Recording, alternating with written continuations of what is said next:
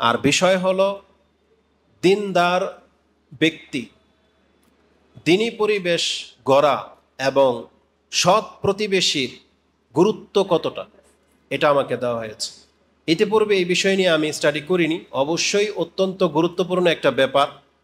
আল্লাহ সুবহানাহু ওয়া তাআলার এটা কৌশল, আল্লাহ সুবহানাহু ওয়া তাআলার এটা নীতিমালা যে আল্লাহ কোনো না কোনো একটা ঘটনা, কোনো না একটা কোনো কারণ দেখিয়ে তিনি কোনো একটা বিষয়কে সামনে নিয়ে আসেন, যাতে করে মানুষ এটা নিয়ে চর্চা করে।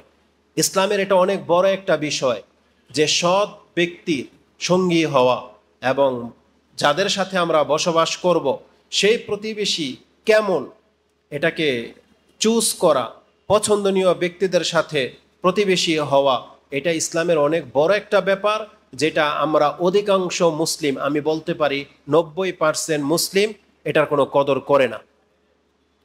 90% মুসলিমের কাছে এটার কোনো গুরুত্ব তারা দেখায়নি। যতটুকু সময় এখানে আপনারা বসেছেন বা আজকের বক্তব্যটা শুনবেন, যদিও এটা একটা পারপাসে হচ্ছে, কিন্তু এই বিষয়টা এটা শুধু আজকে কেন্দ্রিক না। আর আমি যখন শুনেছি যে এই বিষয় নিয়ে কথা বলতে হবে, এই জন্য আমি আমার পুরো সেট আপ নিয়ে আসছি। কেন? কারণ এটা আমার নতুন একটা বিষয় এবং এটা শুধু আজকে সালাফি ভিলেজের জন্য না, এটা বাংলার এমনকি পৃথিবীর যে কোনো অঞ্চলের জন্য প্রযোজ্য। তাদেরকে জানতে হবে যে একজন ব্যক্তি যিনি তার বাড়ি বানাবে, কেমন ব্যক্তিদের পাশে হওয়া উচিত, কেমন ব্যক্তিকে তার সঙ্গী হিসেবে গ্রহণ করা উচিত, এটার গুরুত্ব কত, এর ফায়দা কি, এই সম্পর্কে আজকে কিঞ্চিত হয়তো ধারণা দেওয়ার চেষ্টা করব ইনশাল্লাহ। তা আমি শুরু করতে চাচ্ছি, আমার কাছে এই বিষয়ে যে একটা নোট রয়েছে, যদিও এই বিষয়ে যত বেশি সময় দেওয়া হবে, শুধু এই বিষয় না, যে কোনো বিষয় আপনি যত বেশি সময় দিয়ে ভাববেন, আপনার কাছে দিক নির্দেশনাগুলো তত বেশি স্পষ্ট হয়ে ফুটে আসবে। যে কোনো বিষয় আপনি এমনি তাকান, আপনার নজরে হয়তো একটা কিছু ভেসে আসবে, কিন্তু আপনাকে যদি বলা হয় একটু সূক্ষ্মভাবে তাকান, তখন প্রথম দেখাতে আপনি যা দেখতে পেয়েছিলেন, কিন্তু সূক্ষ্মভাবে তাকালে আপনি আরো ভিন্ন কিছু দেখতে পাবেন। আমরা নেটে কিছু দেখতে পাচ্ছি, ইদানিং অনেকে কিছু ছবি পোস্ট করে আমরা কিন্তু দেখেছি, কিন্তু কমেন্টে লেখা থাকে বা হেডলাইনে লেখা থাকে এখানে আপনি কি দেখতে পাচ্ছেন, বা আমি যেটা দেখতে পাচ্ছি আপনি দেখতে পাচ্ছেন কিনা, বা একটা নাম্বার লুকিয়ে থাকে বা কোনো ভুল বা কোনো কিছু লুকিয়ে থাকে। বাস্তবিক কি, আপনার প্রথমবার আপনি হয়তো গুরুত্বই দিয়ে তাকাননি বা দেখেননি, কিন্তু ওই তাকানোটা যখন আপনাকে বলা হলো যে, তো যেহেতু সময় বলে দেওয়া হয়েছে মাত্র 20 থেকে 25 মিনিট, যদিও বিষয়টা হয়তো 1 ঘন্টা সোয়া ঘন্টা লেগে যেত, তো চেষ্টা করব মূল বিষয়টা আপনার কাছে 25 মিনিটে ব্যক্ত করার জন্য। বিষয়টা তো আপনারা বুঝতে পেরেছেন। বিষয়টা কি বলা হয়েছে, দিনী পরিবেশ ও সৎ প্রতিবেশীর গুরুত্ব কি। আপনি দিনী একটা পরিবেশ গড়বেন আর সৎ প্রতিবেশী হবেন, এটার গুরুত্ব এবং ফায়দা নিয়ে কিছু কথা বলতে বলা হয়েছে। আমি মনে করি এটা প্রত্যেক ওই ব্যক্তি বুঝে যে দিন কি এটা জানে। প্রথমে আপনাকে দিনী পরিবেশ বা দিনী সঙ্গী বুঝতে হলে আপনাকে প্রথম দিন বুঝতে হবে যে দিন কি আসলে, এবং বোঝার পরে কে কতটা দিন মানে সেই অনুপাতে তার এগুলোর গুরুত্ব তার কাছে প্রাধান্য পাবে। যে ব্যক্তি দিন বোঝে না, দিন মানে না, তার কাছে দিনদারিত্ব, দিনী বন্ধু, দিনী ভাই বা দিনী পরিবেশের কোনো মাইনে রাখে না, কোনো গুরুত্ব রাখে না, তার কাছে ভিন্ন কিছু প্রাধান্য পাবে। কিন্তু যার কাছে দিন প্রাধান্য পেয়েছে, তার কাছে দিনী ভাই, তার কাছে দিনী পরিবেশ বেশি প্রাধান্য পাবে, এবং সে এটার কত বেশি মুখাপেক্ষী, কত প্রয়োজন, সেটা হারে হারে টের পাবে।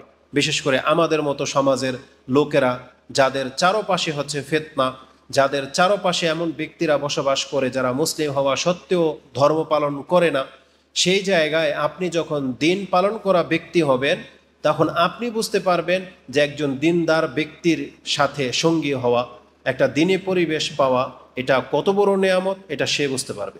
এটা এই জন্য শুধু বক্তব্য দিয়ে এটাকে রিয়ালাইজ করানো যাবে না, এটা প্রত্যেকে অন্তর থেকে আপনি অনুভব করতে পারতেছেন। বিশেষ করে আমরা অনুভব করতে পারতেছি যখনই কোনো ব্যক্তি একটা বেদাতি অঞ্চলে বা বাতিল ফেরকা থেকে দিন গ্রহণ করে, তখন তার দিনকে টিকিয়ে রাখার জন্য এমন একটা পরিবেশ যে দরকার, এটা কতটা প্রয়োজন সেটা সেই ব্যক্তি বুঝতে পারে। যেমন যেই অঞ্চলে একটা ছোট্ট একটা এক্সাম্পল দিয়ে দিই, আমরা বড় বিষয়ের দিকে যাব না, ছোট করে একটা বিষয় নিয়ে নেন। সালাতে আমিন বলা বা রফলে দান করা, এতদিন আপনি জানতেন না, বিষয়টা অত্যন্ত ছোট, কিন্তু এই ছোট একটা বিষয় আপনার সমাজের মানুষ মেনে নিতে পারে না, বরং এটাই সবচেয়ে বড় ইস্যু, বড় ফেতনার একটা বিষয় হয়ে দাঁড়িয়েছে। অথচ আপনার কাছে বিষয়টা স্বাভাবিক, যে আমি হাদিসে আছে জেনেছি, আমি এটা আমল করব, কিন্তু আমার সমাজে সেটা আমল করতে দেয় না, ছোট্ট একটা বিষয়। আপনি যখন দেখবেন যে এই ছোট্ট একটা বিষয়কে কেন্দ্র করে আপনাকে মসজিদ থেকে বের করে দিতে বাধ্য করেছে, নাকে খড় লাগিয়েছে, তখন আপনি চাচ্ছেন অন্তর থেকে, আল্লাহ এমন একটা পরিবেশ যদি হতো যেখানে আমি আমার দিনটাকে পালন করতে পারব। আবু বকর রাদিয়াল্লাহু তাআলার ঘটনা থেকে যেটা জানা যায়, তাকে তো প্রথম মারধর করা হয়েছে, মেরে ফেলা অবস্থায় পৌঁছে দিয়েছিল। তখন মক্কারই এক ব্যক্তি তাকে এসে শেল্টার দিয়েছে এবং বলেছে, তোমরা করতেছো কি, কাকে মারতেছো? আবু বকরের মতন ব্যক্তি দ্বিতীয়টা মক্কাতে তোমরা খুঁজে পাবে, যে আত্মীয়তার সম্পর্ক রক্ষা করে, যে কৃতদাস আজাদ করে, যে সব কাজে কল্যাণকর কাজে আগে বাড়ে, সেই আবু বকরের মতন ব্যক্তিকে তোমরা হত্যা করতে চাচ্ছ, বরং আমি আবু বকরকে আমার আশ্রয়ে নিয়ে নিলাম। তখন তাকে সেই তার আবদারটা মেনে নেওয়া হয়েছে এবং বলা হয়েছে যে আবু বকরকে আমরা ছাড়বো এক শর্তে, সে হারামে এসে নামাজ পড়তে পারবে না, সে তার বাড়িতে নামাজ পড়বে, কিন্তু সে কান্না করতে পারবে না। তার মানে আবু বকর রাদিয়াল্লাহু তাআলার চরিত্রটা এমন, যখনই তিনি কোরআন পড়তেন তখনই তিনি কেঁদে দিতেন, আর তার এই চরিত্রের কারণে অনেকে প্রভাবিত হয়ে গিয়েছিল মক্কার লোকেরা। তখন তারা দেখতে পেয়েছে যে আবু বকরের মতো লোককে যদি মক্কায় রাখা হয়, তাহলে এগুলো সব বেদিন হয়ে যাবে, আবু বকরের মতো হয়ে যাবে। তারা এই কঠোরতা করেছিল। তখন আবু বকর রাদিয়াল্লাহু তাআলা আনহু তিনি তার ঘরে বাড়িতেই মসজিদের ব্যবস্থা করে নিলেন, সেখানেই তিনি নামাজ আদায় করা শুরু করলেন এবং প্রকাশ্যে উঠানে আঙ্গিনার মধ্যে কেরাত করে যখন সালাত আদায় করা শুরু করলেন, তখনও ওই কাফেরদের গায়ে লেগেছে, তখন এখানে এসে তারা বাধা দিয়েছে। কিন্তু আল্লাহ সুবহানাহু ওয়া তাআলা এইভাবে প্রত্যেকটা ব্যক্তিকে যারা দিন পালন করতে চায় তাদের আরজি আল্লাহ শুনেছেন, আল্লাহ তাদেরকে শক্তিশালী করেছেন। মদিনার মতো একটা রাষ্ট্র, এমনকি পুরো আরব জাজিরা মধ্যে তাদের আধিপত্য বিস্তার আল্লাহ করে দিয়েছেন, যার ফলে তারা দিন পালন করেছে। এটা আমাদের চোখের সামনে, জাস্ট একটা এক্সাম্পলে কথাটা চলে আসছে বিদায় বললাম। তো যারা দিন বোঝে, দিন পালন করতে চায়, তাদের জন্য দিনী পরিবেশ বলে একটা ব্যাপার থাকে। কিন্তু যাদের কাছে দিন কোনো মানি রাখে না, ধর্ম এটা যার যার ব্যক্তিগত ব্যাপার, মানলে মানলাম, না মানলে নাই, এরকম যারা, তাদের কাছে দিনী পরিবেশ বলে কোনো কিছু পরিবেশের প্রয়োজন নাই। যারা পরীক্ষা কি জিনিস সেটা বোঝে না, ইমানের পরীক্ষা কি জিনিস, যার যে কোনো অনুষ্ঠানে সে অংশ নিতে চায়, যে কোনো অবস্থাতে যে কোনো পোশাক সে পরতে পারে, যার ইমানের উপরে প্রভাব পড়ে না, যেটাকে হালাল হারামের কোনো মানে কোনো রকমের ইঙ্গিত সে দেখতে পায় না, এই ধরনের ব্যক্তিদের জন্য দিনী পরিবেশ বলে কোনো পরিবেশের প্রয়োজন হয় না। কিন্তু যার পোশাক আশাকে হালাল হারামের ব্যাপার থাকে, যে ব্যক্তি সব অনুষ্ঠানে অংশগ্রহণ করতে পারবে না, যেই ব্যক্তি সব খাবার খেতে পারবে না, যেই ব্যক্তি সবার সাথে মিশতে পারবে না, এই ব্যক্তির জন্য একটা দিনী পরিবেশের প্রয়োজন। যার ড্রেস সব জায়গায় খাপ খায় না, যেমন আমরা, একটা দাড়িওয়ালা একটা পাঞ্জাবিওয়ালা লোক সব জায়গায় আপনাদেরকে ডাকবে না, সব জায়গায় আপনাদের বিচরণ চলে না, তাহলে এই ধরনের ব্যক্তিদের জন্য একটা দিনী পরিবেশ কতটা জরুরি, এটা আমি আমার বক্তব্য ছাড়াই আপনি অনুধাবন করতে পারতেছেন। তারপরেও যেহেতু এই বিষয়ে যথেষ্ট কথা রয়েছে, ইঙ্গিত রয়েছে, আমি সেই দলিলের দিকে আপনাকে আমি নিয়ে যেতে চাচ্ছি। প্রথম কথা হলো দিনী পরিবেশ। পরিবেশ কি আসলে? পরিবেশ হলো উপযোগী স্থান বা ব্যবস্থাপনা, মানে প্রত্যেকটা জিনিসের উপযোগী কিছু জিনিস লাগে। যেমন আপনার ঘরেই দেখেন, একটা বাড়ি বানিয়েছেন, আপনার বাড়ির ভিতরে এমন এমন পরিবেশ আপনি তৈরি করেছেন, একটা পরিবেশ তৈরি করেছেন, এখানে হচ্ছে কিচেন রুম, এখানে পাক শাক হয়, এখানে আপনি ঘুমান না, কিন্তু আপনার ঘুমের জন্য আলাদা পরিবেশ। আবার এমন একটা রুম আছে যেখানে আপনি পড়তে বসেন, এটা হচ্ছে পড়ালেখার পরিবেশ। তাহলে নিজের ঘরের ভিতরে এমন একটা জায়গা করেছেন যেখানে কাজা হাজত, প্রস্রাব পায়খানার জায়গা, মানে প্রত্যেকটা কাজের ধরন অনুযায়ী পরিবেশ লাগে, ব্যবস্থাপনা লাগে। সমাজ দেখেন, সমাজের এমন কিছু জায়গা যারা বলে খেলাধুলার একটা পরিবেশ লাগে, বিনোদনের একটা পরিবেশ লাগে, আর যার বিনোদন যেমন তার পরিবেশও তেমন। একজন ব্যক্তি দেখবেন যারা উলঙ্গ হয়ে থাকতে চায়, সি বিচের মতো পরিবেশ খোঁজে, সে আবার শহর কেন্দ্রিক পারবে না। আবার যারা ভদ্র মোতাবিক চলে তারা আবার সি বিচের এরিয়াতে যায় না, পার্কের এরিয়াতে যায় না, তারা আবার ভদ্র মসজিদ এই সমস্ত এরিয়াতে থাকে। তার মানে আমি বোঝাতে চেয়েছি প্রত্যেকটা কাজের নিজস্বতা বলে কিছু থাকে, আর তার জন্য আলাদা একটা পরিবেশের প্রয়োজন হয়। তাহলে যেই ব্যক্তি দিন পালন করবেন, খেলাধুলার যেমন পরিবেশ লাগে, আপনি জেনে নেন আপনার দিন পালন করতেও আপনার একটা দিনই পরিবেশ লাগবে। এটা একবারে দিনের মতো স্পষ্ট। যেটা এটা রিয়েলাইজ করতে পারেন না তাদের কথাটা ভিন্ন। এই জন্য আবারও ঘুরিয়ে ফিরিয়ে বলি, যার কাছে যেটা গুরুত্ব পাবে সে ওই পরিবেশের গুরুত্বটা বুঝবে। এখন এবার আসুন, দিন পালন করার জন্য যে দিনই পরিবেশ হতে হবে বা এমন একটা জায়গাকে চুজ করা লাগতে পারে, এই দিক নির্দেশনা আমাদেরকে আল্লাহ সুবহানাহু ওয়া তাআলা কোরআনে দিয়েছেন। আপনি সরাসরি খুঁজলে হয়তো আয়াতগুলো ওইভাবে পাবেন না, কিন্তু আপনাকে একটু দূরদর্শিতা লাগবে।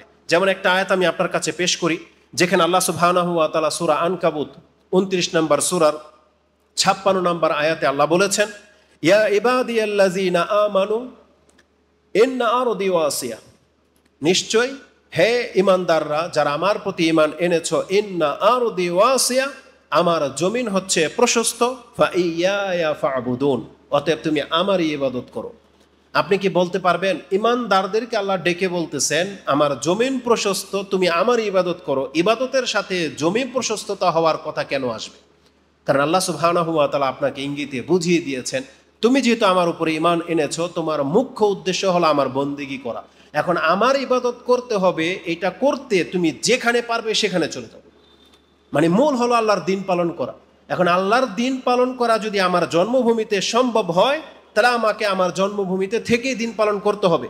আর যদি আমার জন্মভূমিতে আমাকে দিন পালন করতে বাধাপ্রাপ্ত করা হয়, আল্লাহ বলেছেন ইন্না আরদি ওয়াসিয়া, তাহলে আমার জমিন প্রশস্ত আছে, বান্দা তুমি যেখানে গিয়ে আমার দিন পালন করতে পারবে তুমি সেখানে চলে যাবে। এটা আল্লাহ ইঙ্গিত দিয়েই দিয়েছেন। তার মানে দিন পালন করার জন্য একটা উপযুক্ত পরিবেশ লাগে। আরেকটা আয়াত, সেম রিলেটেড আয়াত, আল্লাহ সুবহানাহু ওয়া তাআলা যেটা আপনি সূরা জুমার 39 নম্বর সূরার 10 নম্বর আয়াতে পেয়ে যাবেন।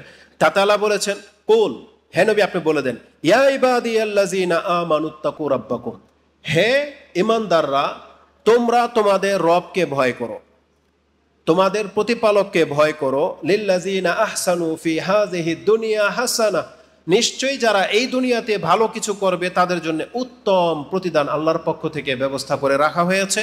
তারপর আল্লাহ বলেছেন ওয়া আরদুল্লাহি ওয়াসিয়া, আল্লাহর জমিন হচ্ছে প্রশস্ত, ইন্নামা ইউওয়াফাস সাবিরুনা আজরাহুম বিগাইরি হিসাব। আল্লাহ এখানেও বলেছেন আমার যেই ব্যক্তি এই দুনিয়াতে ভালো কিছু করবে সে ভালোটা পাবে। তারপরে বলেছেন আল্লাহর জমিন হচ্ছে প্রশস্ত। এখানেও ইবাদতের সাথে জমিকে নিয়ে আসা হয়েছে, যে আল্লাহ সুবহানাহু ওয়া তাআলার ভালো করার জন্য। যেমন এখানে বক্তব্য শুরু করার আগে আমাদের এক ভাই কোরআন তেলাওয়াত করেছে, সূরা মুলকের আয়াত পড়েছে, সেখানে কি বলেছে যে আমি জীবন এবং মৃত্যুর মাঝে যে সময়টা তোমাদেরকে সৃষ্টি করে দিয়েছি, কেন? লিয়াবলুয়াকুম আইয়ুকুম আহসানু আমালা। মূল হলো ভালো আচরণ করতে হবে, ভালো কর্ম করতে হবে। এর জন্য আমাকে উপযুক্ত জায়গা খুঁজে নিতে হবে যে যেখানে আমি সেফ, আমি আল্লাহর ইবাদত করতে পারবো, সেখানে থেকে আমি ইবাদত করব। আমার যে উদ্দেশ্যে আমি আয়াতগুলোকে ব্যবহার করতেছি, এটা যে এই উদ্দেশ্যে নেওয়া যাবে তার আরেকটা দলিল আমি আপনার কাছে পেশ করতেছি।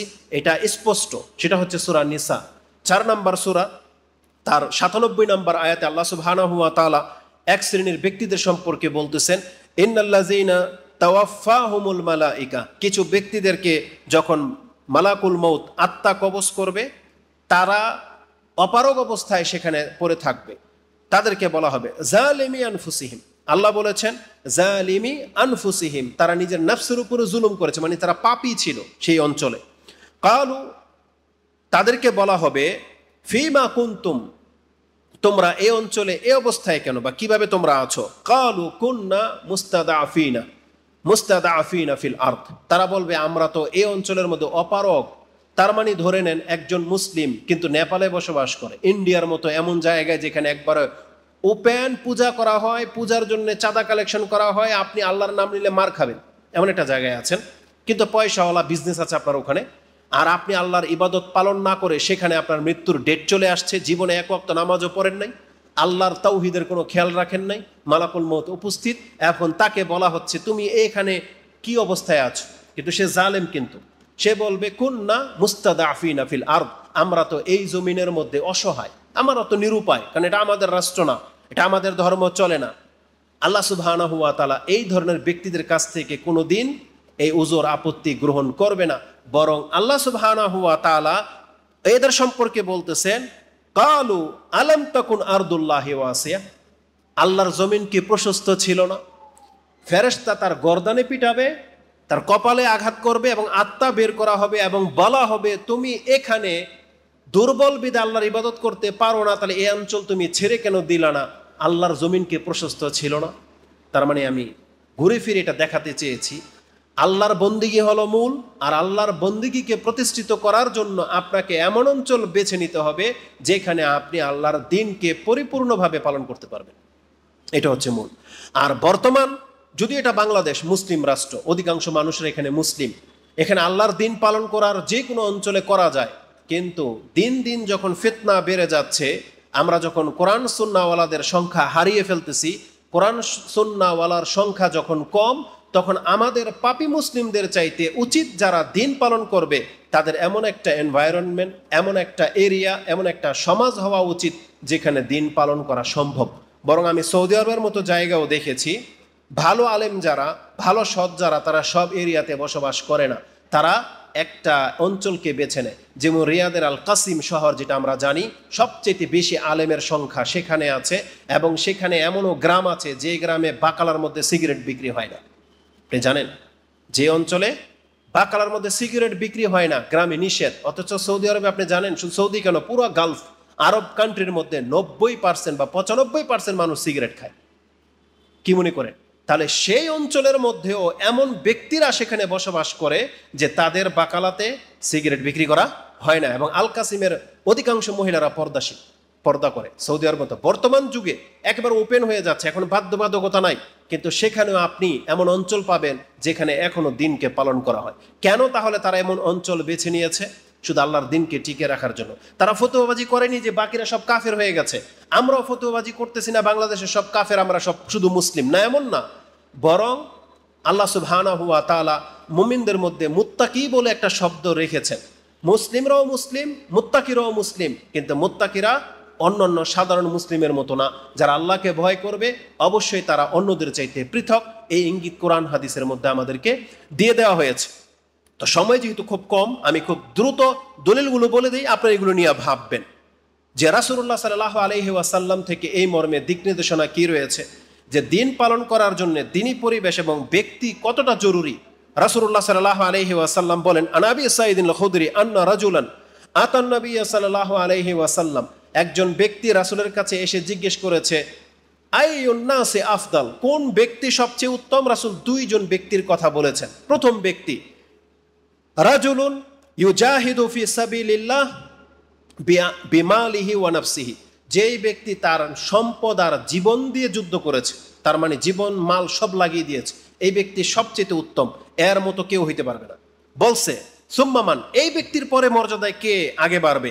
বলা হয়েছে কালা মুমিনুন, এমন মুসলিম ফি শিবিন মিন মিনাশ শিয়াব, এমন ব্যক্তি, এমন মুসলিম যে সে কোনো একটা এরিয়াতে, কোনো একটা উপত্যকায়, গিরিপথে বা পাহাড়ের গুহায়, ইয়াবুদুল্লাহ রাব্বাহু, সে ফিতনা থেকে বেঁচে ওই গিরিপথে চলে গেছে, মানে এমন একটা এরিয়াতে, পাহাড়ের গুহায় চলে গেছে যেখানে আল্লাহর ইবাদত সে করে থাকে। আর ওয়ায়াদাউন নাসা মিন শাররিহি, আর মানুষকে সে নিজের অনিষ্ট থেকে মুক্ত রেখেছে, তার মানে তার দ্বারা কোনোদিন কোনো মানুষের ক্ষতি হয়নি। তার মানে একজন ব্যক্তি কতটা উত্তম যে আল্লাহর দিন পালন করবে, এর জন্য সে প্রয়োজনে হলে এমন একটা এরিয়াতে চলে যাবে যেখানে তার দিন পালন করতে কোনো বাধা নাই, আর যেখানে গেলে সে কোনো মানুষকে আঘাত করবে না, কষ্ট দিবে না, এমন পরিবেশকে সে বেছে নেবে। এটা রাসূল সাল্লাল্লাহু আলাইহি ওয়াসাল্লাম বলেছেন এই ব্যক্তি হচ্ছে উত্তম। এই হাদিসটা বুখারী এবং মুসলিমে রয়েছে। মুসলিমে হাদিসটি 4780 এবং বুখারীতে হাদিসটি 2786 রয়েছে। ঠিক এই রিলেটেড আরেকটা হাদিস আপনি নিয়ে নেন, যে রাসূলুল্লাহ সাল্লাল্লাহু আলাইহি ওয়াসাল্লাম বলেন, ইউশিকু, আমার আশঙ্কা হয় বা ভয় হয়, আইয়াকুনা খায়রা মালিল মুসলিমি গানামুন, একটা সময় আসতে যাচ্ছে যে মুসলিমদের কাছে প্রিয় সম্পদ হবে বকরি, গানাম, ওট, বকরি, এসব। ইয়াতবাউ বিহা শাফাল জিবাল ও মাওয়াকিতাল কিতর, সে ওই বকরিগুলো নিয়ে এমন জায়গায় চলে যাবে, পাহাড়ের চূড়ায় যেখানে ঘাস পাওয়া যাবে এবং পর্যাপ্ত পরিমাণে বৃষ্টির পানি পাবে, সে এমন একটা অঞ্চলে চলে যাবে ইয়াফিরু দীনিহি মিনাল ফিতান, সে তার দিন নিয়ে এই ফিতনার অঞ্চল ছেড়ে চলে যাবে। তার মানে মূল হলো দিন পালন করা। আমরা বলি না যে খ্রিস্টানদের মতো রহবানিয়াত বলেন আল্লাহ যে তুমি সংসার সমাজ ছেড়ে দিয়ে জঙ্গলে চলে যাবে, না, এটা বলা হয়েছে এমন স্থানে যাবে যে সেখানে গেলে সে দিন পালন করতে পারবে এবং সে ফিতনা থেকে নিরাপদ।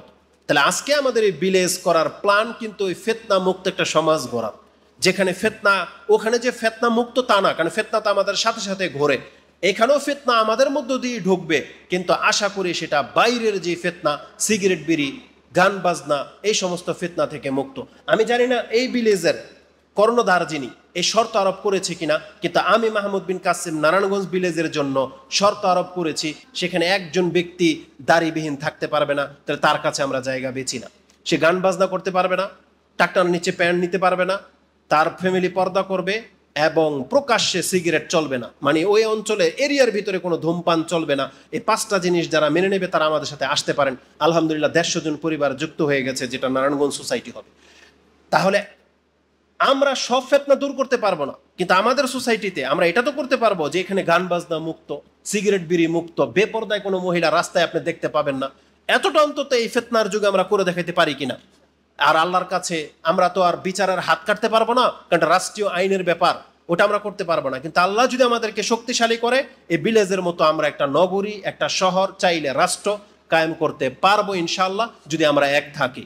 এবং আল্লাহর কাছে আমাদেরকে তৌফিক কামনা করতে হবে আলা কুল্লি হাল।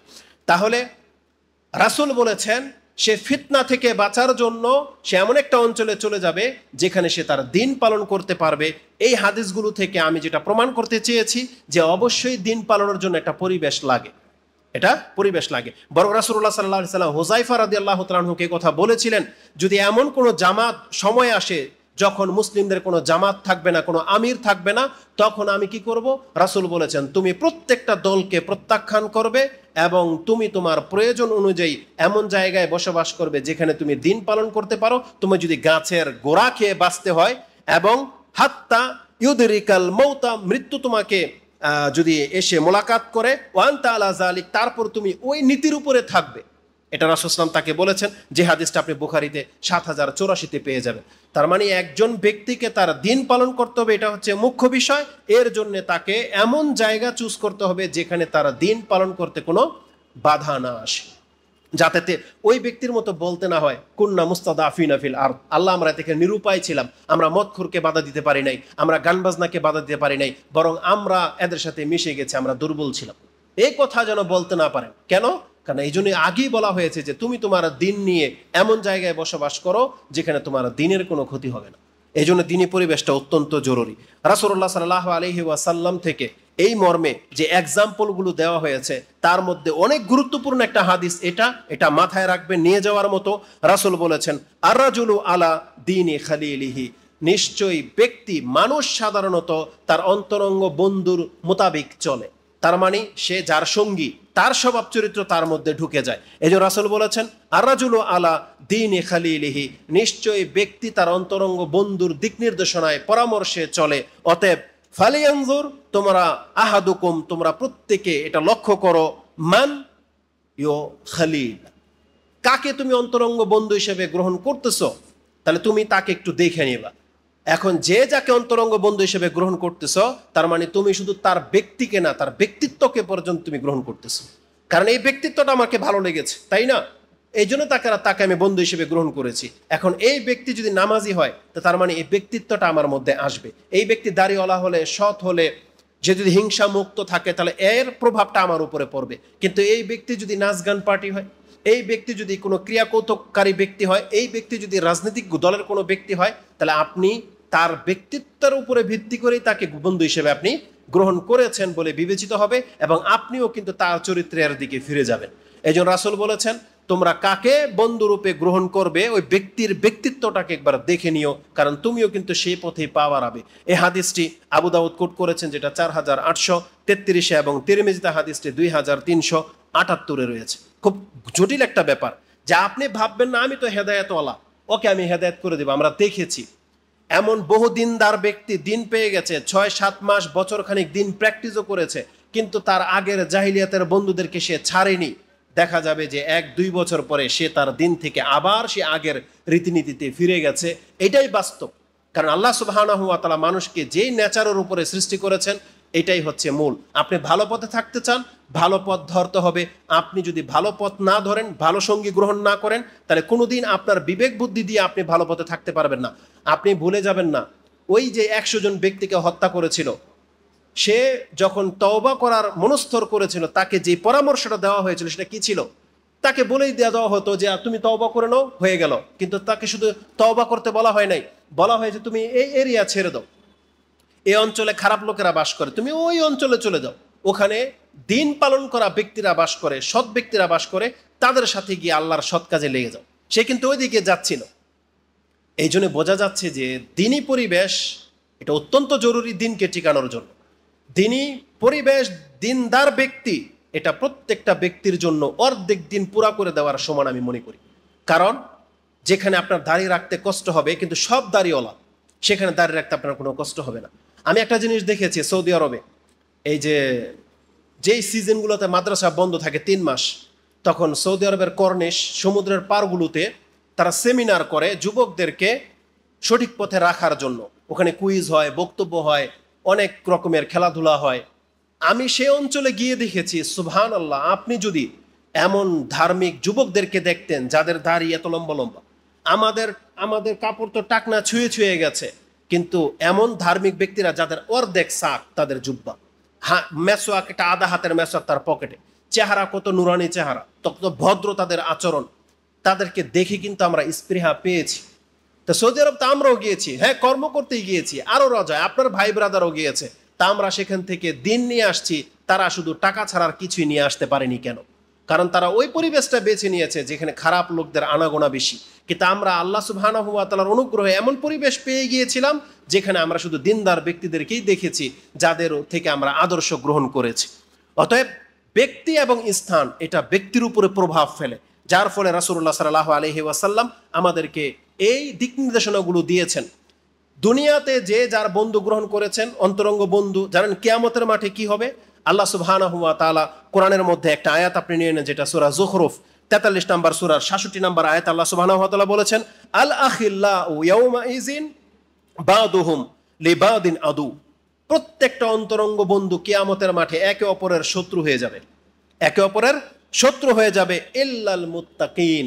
তবে মুত্তাকি বান্দারা যারা একে অপরের বন্ধু হিসেবে গ্রহণ হয়েছিল, তারা সেদিন শত্রু হবে না, বরং আল্লাহ সুবহানাহু ওয়া তাআলার পক্ষ থেকে ঘোষণা করা হবে যে আল্লাহর জন্য একজন আরেকজনকে ভালোবেসেছো, তোমরা কোথায়? বরং তোমরা স্পেশাল ছায়ার নিচে আল্লাহ ঠাঁই করে দেবে। আর যারা দুনিয়াবি আল্লাহর তাওহীদের ভিত্তিতে বা একত্বের ভিত্তিতে, তাকওয়ার ভিত্তিতে বন্ধুত্ব করে নাই, দুনিয়াবি কোনো স্বার্থে, হয়তো ভালো লাগার ভিত্তিতে করেছে, কিয়ামতের মাঠে একে শত্রু মনে করবে, একে দেখলে আরো পালাবে। কেন? কারণ ব্যক্তি ব্যক্তির দ্বারা প্রভাবিত হয়। সৎ ব্যক্তি সৎ ব্যক্তিকে ভালো উপদেশে দিয়েছে, কিন্তু খারাপ ব্যক্তির দ্বারা কখনো কখনো খারাপ কাজও হয়ে যায়। এই জন্য আপনি কিয়ামতের মাঠে তাকে শত্রু ভাববেন। এবং এই মর্মে যথেষ্ট কথা আছে যে তারা বলবে, ওয়ায়াউমা ইয়াউদ্দু যালিমু আলা ইয়াদাইহি, জালেমরা তাদের হাত কামড়াবে আর বলবে, আমি যদি একে বন্ধুরূপে গ্রহণ না করতাম, ইয়া ওয়াইলাতা লাইতানি লাম আত্তাখিজ ফুলানান খালিলা, আমি যদি একে বন্ধুরূপে গ্রহণ না করতাম, আমি যদি রাসূলের পথ ধরে নিতাম। এটা সূরা ফুরকানে পেয়ে যাবে। যেহেতু সময় 7 মিনিট, আমি আমার আগের দিকে যাই। আল্লাহ সুবহানাহু ওয়া তাআলা আমাদেরকে বলেছেন সূরা তাওবা 9 নম্বর সূরার 71 নম্বর আয়াতে, মুমিন এবং মুমিনরা একে অপরের বন্ধু। ওয়াল মুমিনুনা ওয়াল মুমিনাত বা'দুহুম আউলিয়াউ বা'দ ইয়ামুরুনা বিল মারুফ ওয়া ইয়ানহাউনা আনিল মুনকার ওয়া ইউকিমুনাস সালাহ ওয়া ইউতিনাজ যাকাত। তারা সালাত কায়েম করে, যারা যাকাত দিবে, তারা আল্লাহকে মেনে চলে, আল্লাহ এবং তার রাসূলের আনুগত্য করে, একজন অপরজনকে ভালো পরামর্শ দেয়। এটা হচ্ছে মুমিনদের গুণ। তাহলে আপনি যদি সেই মুমিনদের সোসাইটি, সেই মুমিনদের অন্তর্ভুক্ত না হন, তাহলে কে আপনাকে ভালো উপদেশ দেবে? যদি আপনি মুনাফিকের সাথে বসবাস করেন, সে আপনাকে ভালো উপদেশ কখনোই দেবে না। যেটা আমাদের সমাজগুলোতে একাকার, একজন ভাই হেদায়েত প্রাপ্ত, আরেকজন ভাই হচ্ছে গুমরাহ। বরং একজন ভাইকে আমরা দেখেছি ল্যাংটার মুরিদ, কিন্তু একই পাতিলায় ভাত খায়, তার দিন তাকে পৃথক করতে পারেনি এখন পর্যন্ত। কেন? তার ভাই রক্তের ভাই হিসেবে। সেই জন্য একই গ্রামে, একই বাপদাদার ভিটা, ছাড়তে পারে না, সেই জন্য সে দিন ছুটে যাচ্ছে, কিন্তু তার বাপদাদার ভিটা সে ছাড়তে পারে না, এই ব্যক্তির দ্বারা দিন সেফ না। দিন তার ঘর পর্যন্ত গিয়েছে, কিন্তু এই দিন তার কাছ থেকে একদিন বিদায়ও নেবে, যদি তার দিন তার এই ঘরকে ত্যাগ করতে বাধ্য না করে। এই জন্য দিন পাওয়ার পরে আপনাকে আপনার দিনের জন্য প্রয়োজনে ঘর ছেড়ে দিতে হবে, বাপদাদার ভিটা ছাড়তে হবে, নিজের সমাজ ছাড়তে হতে পারে, কিন্তু দিন ছাড়া যাবে না। এটা যাদের এম, দিনী পরিবেশের বিকল্প আর কিছুই হতে পারে না। এই জন্য অবশ্যই আমাদেরকে দিনী পরিবেশ লাগবে। রাসূলুল্লাহ সাল্লাল্লাহু আলাইহি ওয়াসাল্লাম দুইজন ব্যক্তির উদাহরণ দিয়েছে, সেই হাদিস আপনারা জানেন, আমি শুধু নাম্বারটা বলে দিই। হাদিস মুসলিমে কিতাবুল বিররি ওয়া সিলাতে রয়েছে 6586, এবং বুখারীতে হাদিসটি 5534 রয়েছে। ওই আতরওয়ালা আর কামারশালার দোকানের ওই হাদিসটা আমার সামনে আছে, আরবিতে পড়তে গেলে সময় লেগে যাবে। রাসূল বলেছেন, আতরওয়ালার আর কামারশালার উদাহরণ হলো ভালো এবং মন্দ সঙ্গী। আপনি আতরের দোকানে যান, আপনাকে একটু আতর লাগিয়ে দিবে, অথবা আপনি কিনবেন, অথবা ঘ্রাণ পাবেন।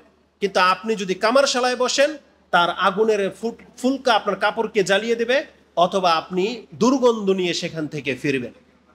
এই হাদিসগুলো স্পষ্ট প্রমাণ করে যে একটা দিনদার পরিবার, দিনদার ব্যক্তি, দিনী পরিবেশ এটা কতটা উপযুক্ত। আল্লাহ সুবহানাহু ওয়া তাআলা আমাদেরকে এইভাবে অনেক এক্সাম্পল দিয়েছেন। রাসূলুল্লাহ সাল্লাল্লাহু আলাইহি ওয়াসাল্লাম থেকে আরেকটা গুরুত্বপূর্ণ হাদিস আমি আপনাকে স্মরণ করিয়ে দিই। রাসূলুল্লাহ সাল্লাল্লাহু আলাইহি সাল্লাম বলেছেন, আল মারউ মা মান আহাব্বা, একজন ব্যক্তি তার সাথে কিয়ামতের মাঠে উঠবে যে যাকে ভালোবাসে। এটা দুনিয়ার সাথে এক্সাম্পল খাটে, আর পরকালের যা যা উল্লেখ করে দেওয়া হয়েছে। আপনি যাকে ভালোবাসেন, রাসূল বলেছেন আল মারউ মা মান আহাব্বা, একজন ব্যক্তি তার সঙ্গী যে তাকে ভালোবাসে।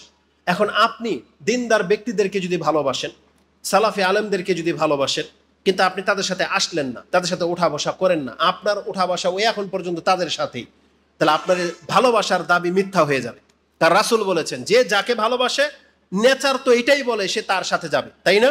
রাসূলুল্লাহ সাল্লাল্লাহু আলাইহি সাল্লামকে সাহাবায়ে কেরামরা ভালোবাসতেন, এই জন্য রাসূলকে তারা ছাড়ে নাই, প্রয়োজনে তার ঘর বাড়ি ছেড়ে দিয়েছে, কিন্তু রাসূল যেখানে তারা সেখানে এই অবস্থান নিয়েছে। এটা একটা এক্সাম্পল। আমরা রসুল নই, রাসূলদের আমাদের কেউ রাসূলদের মতো না, কিন্তু এটা একটা রাসূলের সুন্নাহ। অবশ্যই এটা রাসূলের সুন্নাহ যে বাড়ি করতেছেন কিসের জন্য? শুধু দিনকে টিকানোর জন্য। এটাই কিয়ামতের মাঠে ইনশাআল্লাহুল আজিজ ভালোবাসার প্রতিফলন ঘটবে, যে রাসূল বলেছেন যে যাকে ভালোবাসে কিয়ামতের মাঠে সে তার সাথেই উঠবে। তাহলে এই জন্য দিনী ভাইকে চুজ করা এটা অনেক বড় একটা ব্যাপার। যদি আমাকে পর্যাপ্ত সময় দেওয়া হতো, তাহলে এর গুরুত্ব সবকিছু আমি আপনাকে এক একটা করে ডিটেলস তুলে ধরার চেষ্টা করতাম। যেহেতু সময় খুব কম, আর মাত্র 2 মিনিট, সেক্ষেত্রে আমি সর্বশেষ কথার দিকে আমি আসতে চাচ্ছি। আল্লাহ সুবহানাহু ওয়া তাআলা আমাদেরকে বলেছেন যে সৎ প্রতিবেশী হওয়া এটা কত বড় গুরুত্বপূর্ণ ব্যাপার। উপরের আলোচনাগুলো এর জন্য যথেষ্ট, যে সৎ প্রতিবেশী হওয়াটা কতটা গুরুত্বপূর্ণ। তবে কোরআনে আল্লাহ বলেছেন, ইয়া আইয়ুহাল্লাযীনা আমানুত্তাকুল্লাহা ওয়া কুনু মা'আস সাদিকিন, যে তোমরা আল্লাহকে ভয় করে এবং সত্যবাদীদের সাথে হয়ে যাও। নিঃসন্দেহে এই সত্যবাদী টিম হচ্ছে রাসূলুল্লাহ সাল্লাল্লাহু আলাইহি ওয়াসাল্লাম এবং তার সাহাবায়ে কেরাম। তাদের সিলসিলা দিয়ে কিয়ামত পর্যন্ত যারাই মানহাজের উপরে থাকবে, তারাই হলো সেই সত্যবাদী যাদের সাথে থাকতে আমাদেরকে আদেশ করা হয়েছে। জি, আদেশ করা হয়েছে। রাসূলুল্লাহ সাল্লাল্লাহু আলাইহি ওয়াসাল্লাম থেকে আরেকটা হাদিস বলি। রাসূল আমাদেরকে আদেশ করেছেন, লা তুসাহিব ইল্লা মুমিনান, তোমরা মুমিন ব্যক্তি ছাড়া কারো সঙ্গী হইও না। ওয়ালা ইয়াকুল তুআমাক, আর তোমার খাদ্য যেন ওই ব্যক্তি না খায় ইল্লা তাকিয়ান, যারা মুত্তাকি, তোমার খাদ্য যেন কেবল তারাই বেশি খায় বা তারাই যেন অংশ পায়, এটা আমাদেরকে ইঙ্গিত করে দেওয়া হয়েছে। তাহলে আপনি যদি এমন প্রতিবেশী, এমন পরিবেশ গ্রহণ না করেন যার সাথে ইচ্ছা মিশেন, তাহলে এই হাদিসের উপরে আমল হবে না। আর সবচেয়ে বড় ব্যাপার, সর্বশেষ হাদিস যেটা ইমাম ইবনে হিব্বান উল্লেখ করেছেন 4032, রাসূল বলেছেন সৌভাগ্যের নিদর্শন হচ্ছে 4টা। তার কি?